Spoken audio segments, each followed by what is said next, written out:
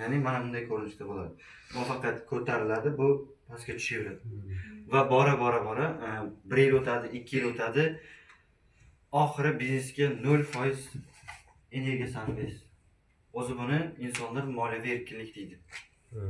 Ya'ni mana shu narsani ko'tarib tushunib olishimiz kerak. Biz boshida juda ko'p qanot qoqamiz, ya'ni qush kabi yerdan uzilib olishimiz uchun yoki samolyot kabi 80% energiyamizni sarflaymiz. Biznesimiz sirasi, muvaffaqiyatimiz sirasi ko'tarilmaydi. Ya'ni ma'lum vaqtda ko'tarilish boshlaydi. Chunki 100% energiya sarflashingiz kerak. Sizni muvaffaqiyatingiz chiqib ketavergan sari energiya sarflashingiz kamayib boraveradi.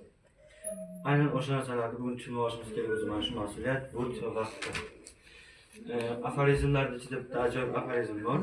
Ya'ni bu rus tarmoqchisi aytib o'tgan buni. İnsanlar 40 yil, 50 yil bir xil oylikka yashashga tayyor. Lekin o'zini shaxsiy brend, ya'ni 3 yil sabr etmaydi. Nimaga? Chunki bizni programmalashtirib qo'ygan. Ya'ni sen mana shunday qilasan, mana shuncha oylik olasan.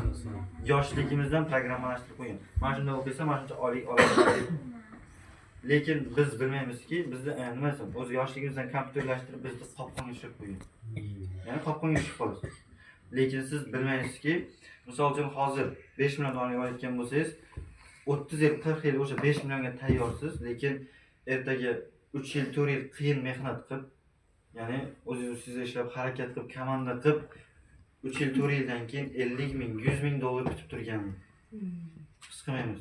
Ya'ni bizni chunki yoshlikdan aytgan. Mana shu oylik boshlikdan ketgan, mana boshimizdan o'zi shunday bo'ladi, oylik shuncha. Biznes qilib bo'lmaysan, mashina ololmaysan, kreditga olasan yoki sayohatga chiqa olmaysan. Chunki oyliging yetmaydi. O'shanda kompyuterlashtirib ketgan. Bugun o'sha narsani tushunib olishimiz uchun mana shu mas'uliyat, burch va vaqtni bilishimiz kerak. Yana qarang, bitta ajoyib grafik chizib beraman. Bu nomi bor edi o'zini, nomini hozir aytib o'taman. Yana qanaqa bo'ladi qarang.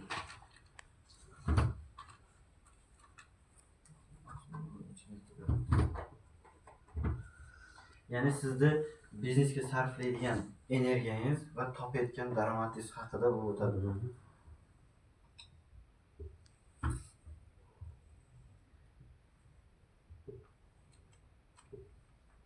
Mana bu ajoyib grafik.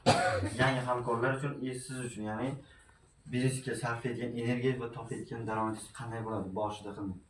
Misol uchun boshida siz biznesga juda ko'p energiya sarflaysiz. Prezentatsiya, taqdimot, seminarlarga, treninglarga qatnashasiz, juda ko'p harakat qilasiz.